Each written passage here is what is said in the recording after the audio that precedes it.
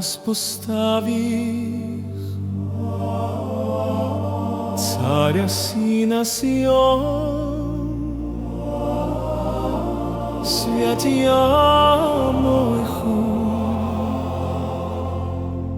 Аз ще изявя постановлението. Господ ми каза, ти си мой син.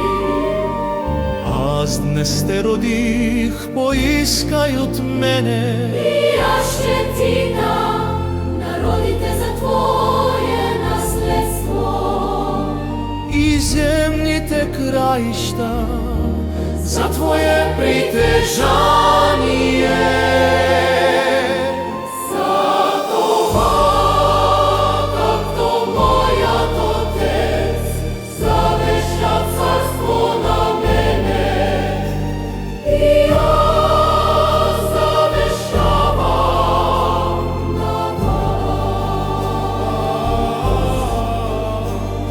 Така самият дух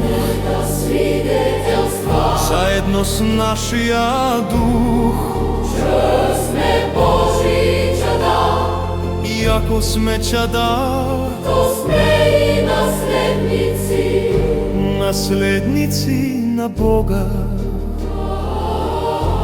сонаследници с Христа. Тако страдаме с Него, да се и прославяме заедно